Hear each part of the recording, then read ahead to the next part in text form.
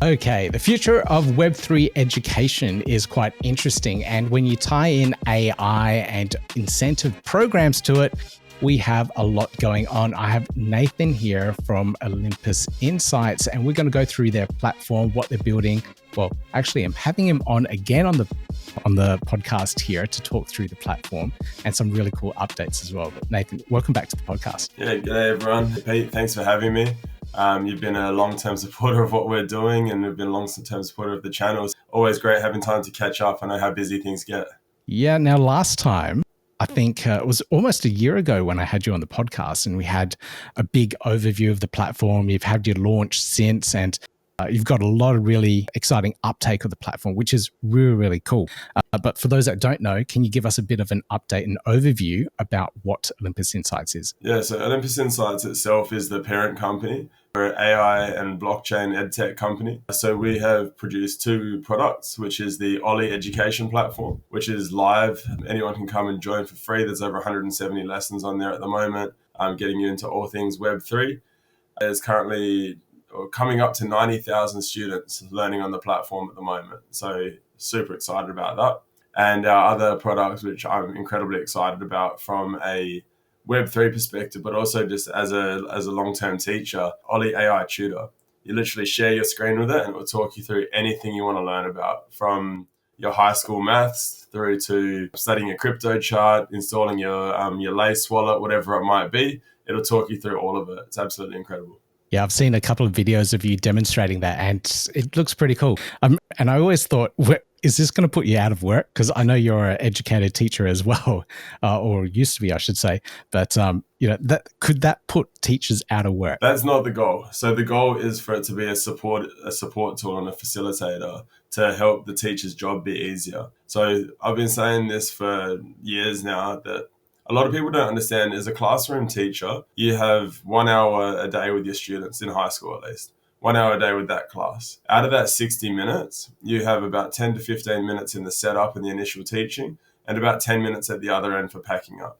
That leaves you about 30 minutes, 35 minutes. Normally about 32 students in the class. We're talking about 1 minute per student per day that the teacher can spend with individualized help. That's not enough to achieve anything. That's barely enough to say hello and find out how they're feeling. If you want to make a substantial impact on somebody's life and help them to enhance their educational outreach and achieve more goals, they need a heck of a lot more time than that. So that was one of the biggest things that helped us want to create this AI tutor, because it means we can give you 24/7 access, 365 days a year, to the world's best educator. You can customize its personality. You can talk to it like it's a person sitting there next to you. And because you share your screen with it, it literally watches you as you learn, as you grow, as you make mistakes, and as you fail forward. If anyone's checked out our YouTube channel, you would have seen the video where I designed this logo with the tutor. I've got no graphic design skills at all. We had a flat white logo, and I said, I need to make some merch. We're heading over to Singapore, heading over to Japan. I need to make some t-shirts. What do? I recommended Adobe Illustrator, downloaded, installed, and it talked me through the whole process, from putting the image on there to putting the color wash across and exporting it with a transparent background, everything. It's really unlimited, the potential for this as a learning tool to support the teacher. So the teacher can do their job day to day. Students, most schools are bring your own device now. They can be working with it in a chat function if they need to. When they're at home, out of the class environment, they can talk to it. Because a lot of students, even myself, I feel much more comfortable having a conversation than I do having to type, read. It just makes it a real nice human flow. And it's better than any tutor that you could ever get, because traditional tutors are $100 an hour. As often a uni student, it's not even an expert in their field. We're bringing you the expert in all fields, and it's going to be $10 a month. So 10x cheaper. I should calculate how many X is the amount of time is that you get with it. And the fact that you get every field of education, it's just unmatched. Yeah, AI is definitely a groundbreaking change in education. So we'll see what the uptake is like on the platform, and where things go next with AI and education, especially around the crypto side of things. Now, I do these videos on a regular basis to keep you guys up to date with everything that's happening. I do all these interviews, and I don't get paid for any of this. All my revenue primarily comes from the YouTube ads and sale of NFTs. So if you want to support the channel, you can become a channel member. You can have a look here. These are all my fantastic channel members at the moment. You can subscribe if you have the means to do so, and it's just the price of a cup of coffee. So I've kept it as low as possible. So if you do have the means, if you do want to support, you can do so that way, and it keeps me going, keeps me motivated, and keeps me producing these videos for you guys. If you can't afford that, that's totally fine. You don't need to. Don't feel guilty that you can't, but if you can, at least hit that like and subscribe button. It helps with the algorithm and it helps me get these videos out there for the community. Now, with that out of the way, let's get back to it. Now, I know that you've posted this on your X feed a while back, and I kind of like this post. I'm just quoting it here. Crypto doesn't have a coin problem. It has an education problem. Can you unpack that for us? What do you mean here? And how is this trying to close the gap in education in the crypto space? Yeah, I think that's probably a topic itself that we could probably have a several-hour conversation on. But as we know, there's like several thousand different coins in the crypto ecosystem. That's not the problem. The problem is having an education and an understanding of what each coin's value proposition is and how you would interact with it, and the whole experience around that. You need to understand, is this a layer one coin? Is this a meme coin? Has it got a use case? Are there any red flags you should be looking out for? And everything in between. So we built the Olli education platform to be a hub that you can go to start getting all this foundation knowledge. So it doesn't matter which coin you're looking at, you can come at it with a strong education standpoint to know oh, okay, this is a meme coin. So maybe this is going to be highly volatile. It could have massive upswings, massive downswings. But now I'm looking at Bitcoin. What's it got for security, decentralization, store of value, what's happening with global adoption, all of these sorts of things. Because every coin has its place in the ecosystem, no matter how big that place is. You just need to understand it. And we don't want people to have to do everything that you, that me, that everyone else was doing, going through the rabbit holes, clicking the dodgy links, investing in the terrible investment because we didn't know any better. There's no one to tell us back then. If you're lucky enough to be an OG that's been here since 2008, you probably had a decent understanding. But if you were coming in during a bull run, I had so many friends, 2021, Nate, what's Bitcoin? How do I get one? Do I have to actually hold them? What is it? What's a wallet? What's a seed phrase? I was like, well, you know what? We need a nice centralized, not centralized is a terrible word to use. We need a central place with decentralized education for people to come, have the trust, have the security, that they can get in and start learning about all of these things. And you don't have to go through a rabbit hole of 20 dodgy links and hope that you don't lose all of your personal information and whatever's in your bank account. I really feel like the education should be the first step for anyone that's coming into the crypto space, because as soon as you start getting off an exchange and trading tokens on a particular blockchain, L1, you get wallet hacks, you get scams appearing, you get all these different things that you wouldn't experience on a centralized exchange. But you have a lot of benefits in the decentralized space going on chain.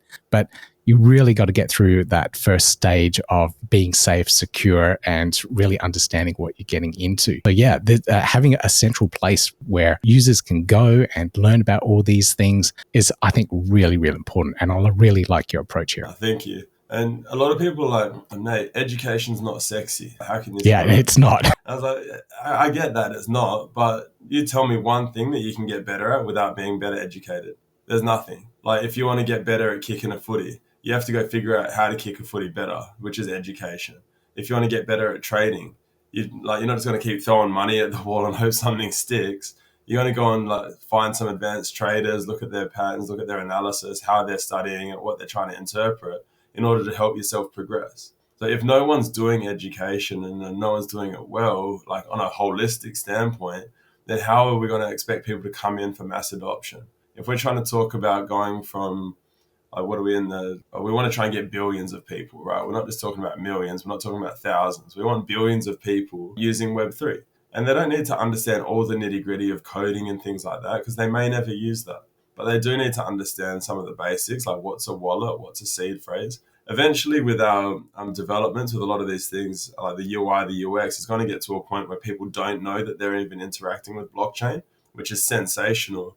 But that doesn't mean that people don't want to know. So there's always going to be something that people need to learn, whether if a lot of that stuff's happening behind the scenes, amazing, but they still need to know, all right, what's it like? What are the safety measures? What are the security measures? What's all of this sort of stuff so they can have a successful time while they're here. Yeah, the more you know, the better off you are. And there's a lot of platforms that have smoke and mirrors. And if you understand what's going on here, you're better off making decisions because you have a better understanding. So education is definitely key. Now, you mentioned a little bit earlier that the platform's growing phenomenally. Was it 90,000 users? Okay, that's a big number. So it's growing well. But I also noticed that you guys have communities from all around the world. You have a lot in Africa, Nigeria, Kenya, and even the United States. What has the approach been for these different communities around the world? Because I'm assuming here that education is different in different parts of the world and people are learning different things as well. So what's the approach here with different communities? Yeah, so this is like our success in terms of onboarding numbers has been all thanks to our ambassador network. I can't pretend sitting in Australia that I know the first thing about, like, I know some of it, but not all of how to interact with education in Kenya, Yep. in the US, in the UK, in Pakistan, in Argentina, wherever it might be. So what we do is we've got our ambassador network set up around the globe. They're not just walking around handing out high fives and stickers. They're literally going into schools, going into universities, hosting local events to educate That's people amazing. about blockchain and Web3. And Olli, like the education platform, is the mechanism to support them doing that.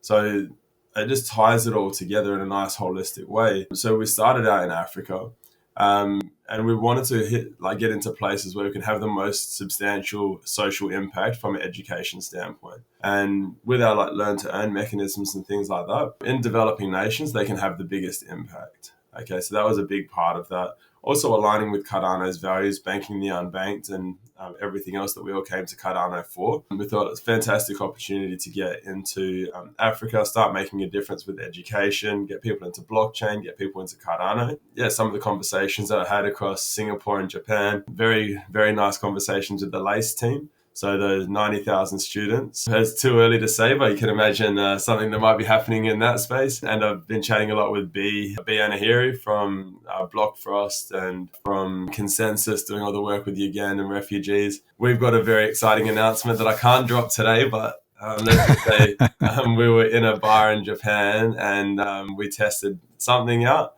and it worked. And we were all like, yes, let's go. All right. To the point, like everyone's sort of sitting around having quiet chats and we're jumping up and down. So something very exciting coming on that front as well. All right, brilliant. Okay, that's super exciting to hear. And I can't wait to actually find out what that all is as well. But were there any other highlights from that Asia trip? Because I know you went to Token 2049 in Singapore and then over to Tokyo afterwards.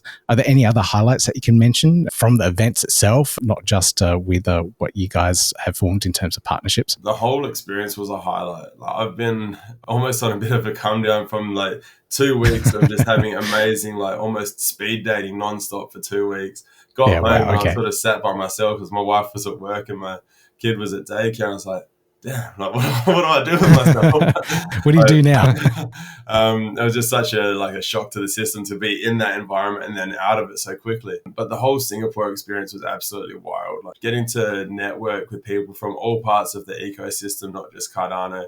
Going to founder and investor events on Sentosa Island in some 5-star place that just a dude was having hey, if you're a founder, you're an investor, come in, we'll network. Going to Token 2049, I think it was 25,000 plus people running around, listen to all these different people, what people are doing in their different ecosystems. But then going upstairs to the main stage and seeing where Cardano had established its presence. I've been hearing for the last 3 or 4 years, Cardano never has a presence. Cardano never has a presence, but I hadn't been, so I couldn't comment. I went upstairs and there's this massive Cardano IOG booth that had the Hydra vending machine.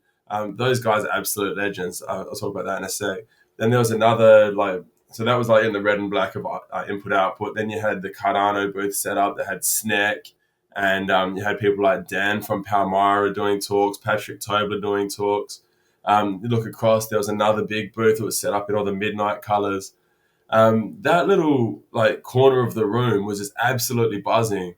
And it was Cardano. It was all the Cardano people, everyone that you hear in Twitter Spaces, you see on YouTube. I was just like, I feel like I was in a movie half the time. Like you had Charles there, Lily's there, I was catching up with JJ, the guys from the education team, diving a bit deeper into Midnight, helping to like solidify my understanding. And the Hydra vending machine guys had this awesome little NFC chip game where you were like running around. You had to interact with the vendors, understand their project or what they're doing within the ecosystem, scan to get points, and then you could go and get an awesome prize. And it was all powered by Hydra. So you got these points in a wallet, and then I don't know, I just got caught up in that. That was so much fun. And I saw the videos of that. It looked really, really cool. I think Lily got a one of those steady cam things that you get for a video camera. So I wanted one of those vending machines. I'm going to talk to the guys and see if we can get one here in Australia, but use it for other methods. Yeah, but it looked like an amazing event, and I am deeply jealous that I didn't get to go. I haven't even got to Japan yet. Like we went to Osaka, and the Japanese community is incredible. I was fortunate enough to be at the Constitution Convention in Argentina last year, and there was a gap there of the language barrier, where we had a lot of people from all over the world, but it was pretty much mostly heard in English. At the event in Osaka, everyone had earpieces in, so if someone was speaking Japanese, there was a translator up that was speaking in English so you can understand what they were saying, and vice versa. So when I was speaking, it was being translated direct into Japanese for the rest of the community. That's amazing. Like Yuta, I'm going to say his name wrong, I think it's Cardano Miyazaki, the founder of the Japan Cardano community. Like everyone was there speaking their language, sharing their passion, talking governance. Then we got up to Tokyo and it just kept going. It was a phenomenal trip. Shout out to Sarah and the guys from Socius for the Tech for Impact Summit. That was incredible. Yeah, I could speak for a couple of hours on it. I know I don't want to ramble. Yeah, I got to make sure it's on my cards next year. I'll make sure it happens. All right. Back to Olli. We're a little bit sidetracked there, but that's something that I think anyone that is a founder and building on Cardano should really take advantage of. Getting to these particular events, getting in front of people and networking. It's a really, really key, important thing. And I have to say, Cardano Foundation, input-outputs, the whole intersect side of things really did step things up this year because there were complaints that there isn't much reach out into the Asia region. Many of these big events, they are definitely doing a bigger push this year. So I have to compliment them on that. Yeah. But back to Olli. Back to Olli here. You mentioned a little bit earlier about the incentives on the platform. And I just want to make this really clear for people. Can you explain the incentives platform, the learn to earn, how it works for people that are coming in to learn on the platform and also creators and educators on the platform? Yeah, definitely. So we've got a three-pronged incentive process there. So we've got learn to earn for any student of like any age. People always think student means school kid, but student is just someone coming to learn. So anyone coming to learn on the platform, they'll have a wallet created for them in the background when we turn that on. So hence one of the partnerships that we're working on at the moment. You earn XP on the platform for every lesson that you complete. That XP is converted at a ratio into Olli tokens. So when our token goes live, which we're hoping for the end of November, everyone that's learning on the platform will be able to convert from XP into Olli. For content creators, we have a similar mechanism. So when you come onto the platform, you apply to be a content creator. There's a vetting process. We go through that. Once you're good to go, you can start posting lessons. For your first few lessons, again, there's still a vetting process. We'll be manually going through those to ensure that they're safe, they're informative, that they're accurate. And then after that, we can give people a verified tick and they're good to go sharing their content. So they 12,000 experience points for sharing a lesson, again, converted into Olli tokens that they're choosing. And then there's also a refer to earn mechanism. So when you bring your friends on, you earn experience points as well. So we've built this whole advanced tokenomic structure to ensure that we don't suffer from some of the things that happen to some of the play to earn organizations in the past, where they overinflated their supply and had a very negative impact on their token overall. So for that, we've got the XP and a ratio lever that we can adjust to ensure that we're not just pumping out tokens that we have no control over. We can give XP. If we blow up to 5 million users tomorrow, we can adjust the ratio at how fast the tokens are being distributed. Obviously, with 5 million people learning and earning, we're going to get a supply shock, which is going to have another impact on the price because people are going to want to get involved with that. And then from a token standpoint, you can use that for discounted subscriptions to the AI tutor. When there's more paid content on the platform, you can use discounted access to that. discounted subscriptions for the education platform. And there's a whole bunch of other things that we're going to be putting into place for that token to have its use case. And I'm just trying to think what else I've missed there. Because at the moment, we've got 170 free lessons. We do have the opportunity for creators to share their content with a price tag. So you might come in, you've spent the last 5 or 10 years learning about a topic. You want to charge people $50 to do that lesson. You can totally do that. But if people pay for that in Olli tokens, they're going to get a discount.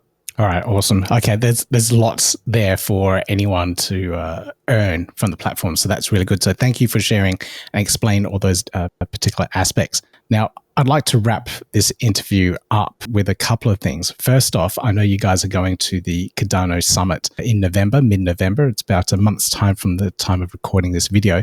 And I know you guys are also up for one of the awards for the education category. So congratulations on that. Good luck.